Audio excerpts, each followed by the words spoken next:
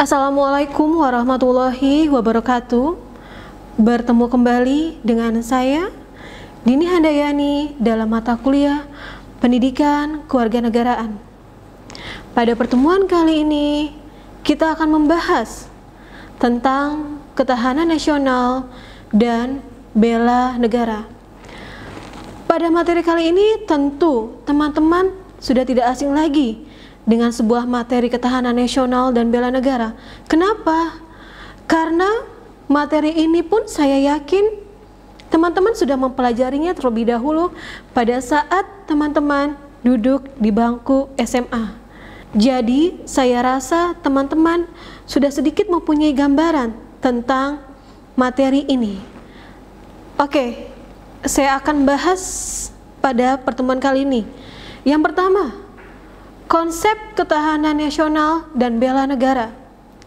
Marilah sebelum kita atau saya menjabarkan lebih jauh, kita harus tahu dulu istilah ketahanan nasional. Secara etimologi, ketahanan berasal dari kata tahan yang berarti tabah, kuat, dan dapat menguasai diri, gigih, tidak mengenal kata menyerah. Ketahanan memiliki makna mampu, tahan, dan kuat menghadapi segala bentuk tantangan dan ancaman yang ada guna menjamin kelangsungan hidupnya. Sedangkan kata nasional berasal dari kata nation yang berarti bangsa sebagai pengertian politik. Bangsa dalam pengertian politik adalah persekutuan hidup dari orang-orang yang telah bernegara. Ketahanan nasional secara etimologi dapat diartikan mampu, kuat, dan tangguh dari sebuah bangsa dalam pengertian politik. Ketahanan nasional adalah kondisi dinamis bangsa Indonesia yang meliputi segenap aspek kehidupan nasional yang terintegrasi, yaitu kesatuan menyeluruh dalam kehidupan nasional suatu bangsa, baik secara unsur sosial maupun alamiah, baik bersifat potensial maupun fungsional. Ketahanan nasional berisi keuletan dan ketangguhan yang mengandung kemampuan untuk mengembangkan kekuatan nasional dalam menghadapi dan mengatasi segala tantangan, ancaman, hambatan, dan gangguan baik yang datang dari luar maupun dari dalam dan negara untuk menjamin identitas, integritas, kelangsungan hidup bangsa dan negara serta perjuangan mencapai tujuan nasional. Ketahanan nasional di Indonesia menggunakan pendekatan kesejahteraan dan keamanan. Antara kesejahteraan dan keamanan ini dapat dibedakan, tetapi tidak dapat dipisahkan. Penyelenggaraan kesejahteraan memerlukan tingkat keamanan tertentu, dan sebaliknya, penyelenggaraan keamanan memerlukan tingkat kesejahteraan tertentu. Tanpa kesejahteraan dan keamanan, sesungguhnya sistem kehidupan nasional tidak akan dapat berlangsung, karena pada dasarnya keduanya merupakan nilai intrinsik yang ada dalam kehidupan nasional. Dalam kehidupan nasional, tingkat kesejahteraan dan keamanan nasional merupakan tolak ukur dalam ketahanan nasional. Pembahasan selanjutnya yang akan saya bahas adalah wajah ketahanan nasional di Indonesia. Wajah ketahanan nasional di Indonesia. Yang pertama adalah ketahanan nasional sebagai sebuah konsepsi atau doktrin. Yang kedua, ketahanan nasional sebagai sebuah kondisi. Ketahanan nasional juga sebagai strategi, cara, atau pendekatan. Selain ketiga wajah atau pengertian ketahanan nasional yang sudah tadi saya sebutkan, ketahanan nasional di Indonesia juga memiliki banyak dimensi dan konsep ketahanan yang berlapis. Oleh karena itu, aspek-aspek baik alamiah dan sosial atau yang biasa kita sebut astragatra mempengaruhi ketahanan nasional. Maka dimensi aspek atau bidang dari ketahanan nasional juga ikut berkembang. Yang kedua, dimensi dan ketahanan nasional berlapis. Apa maksudnya? Maksudnya adalah konsep ketahanan nasional berlapis itu sebagai sebuah kondisi yang kokoh dan tangguh dari sebuah bangsa, tentu tidak terwujud jika tidak dimulai dari ketahanan pada lapisan-lapisan di bawahnya. Terwujudnya ketahanan pada tingkat nasional atau yang biasa kita sebut ketahanan nasional bermula dari adanya ketahanan individu, berlanjut pada ketahanan keluarga, pada ketahanan wilayah, ketahanan regional, lalu berpuncak pada ketahanan nasional. Pembahasan ketiga, bela negara sebagai upaya mewujudkan ketahanan nasional.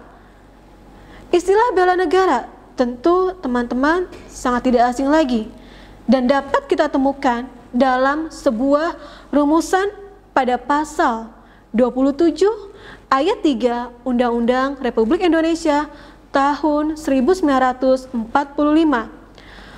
Pada pasal 27 ayat 3 menyatakan, setiap warga negara berhak dan wajib ikut serta dalam upaya pembelaan negara. Dalam buku Pemasyarakatan Undang-Undang Republik Indonesia 1945 oleh MPR pada tahun 2012 dijelaskan bahwa pada pasal 27 ayat 3 ini dimaksudkan untuk memperteguh konsep yang dianut bangsa dan negara Indonesia di bidang pembelaan negara, yakni upaya bela negara bukan hanya sebuah monopoli TNI saja, tetapi merupakan hak sekaligus kewajiban setiap warga negaranya. Hal ini berarti bahwa setiap warga negara berhak dan wajib untuk turut serta dalam menentukan kebijakan tentang pembelaan negara melalui lembaga-lembaga perwakilan sesuai dengan Undang-Undang Dasar 1945 dan perundang-undangan yang berlaku, termasuk pula aktivitas bela negara. Selain itu, setiap warga negara dapat turut serta dalam setiap usaha pembelaan negara sesuai dengan kemampuan dan profesinya masing-masing. Jika bela negara tidak hanya mencakup perang mempertahankan negara, maka konsep bela negara memiliki cakupan yang luas. Bela negara yang seperti kita ketahui dapat dibedakan menjadi dua unsur. Unsur secara fisik maupun non-fisik. Secara fisik yaitu dengan cara membanggul senjata, menghadapi serangan atau agresi musuh. Bela negara secara fisik dilakukan untuk menghadapi ancaman dari luar. Maka pengertian ini dapat disamakan dengan bela negara dalam arti militer. Sedangkan bela negara secara non-fisik dapat kita definisikan sebagai segala upaya untuk mempertahankan negara kesatuan Republik Indonesia dengan cara meningkatkan kesadaran berbangsa dan bernegara, menanamkan kecintaan terhadap tanah air, serta berperan aktif dalam memajukan bangsa dan negara, termasuk penanggulangan ancaman Bela negara demikian dapat dipersamakan atau biasa kita sebut dengan bela negara secara non-militer. Sampai sini tentu teman-teman semua sudah memahami, dan pengalaman sejarah bangsa Indonesia telah membuktikan pada kita semua bahwa konsep ketahanan nasional kita terbukti mampu menangkal berbagai bentuk ancaman sehingga tidak berujung pada kehancuran bangsa atau berakhirnya Negara Kesatuan Republik Indonesia.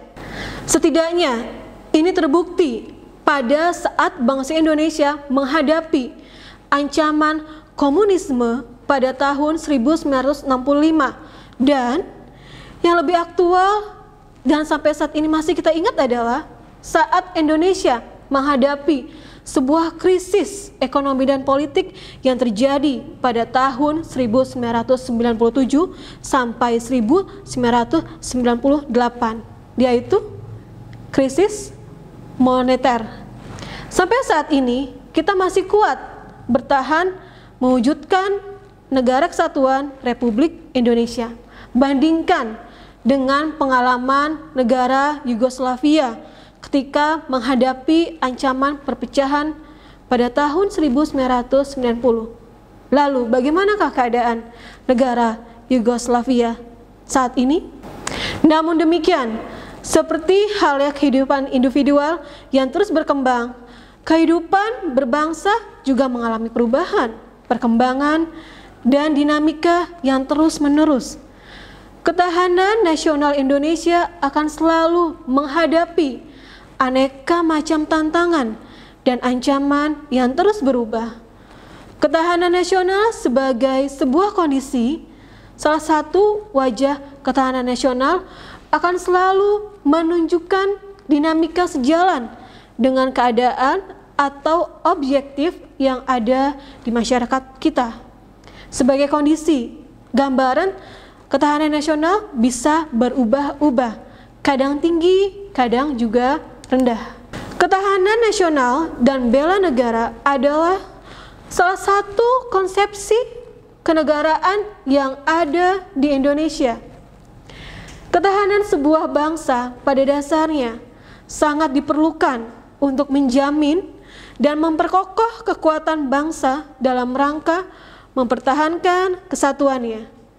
Dengan demikian, ketahanan bangsa merupakan kemampuan suatu bangsa untuk mempertahankan kesatuannya, memperkuat daya dukung dalam kehidupannya, menghadapi segala bentuk ancaman yang dihadapinya, sehingga mampu melangsungkan kehidupannya dalam mencapai kesejahteraan bangsa tersebut.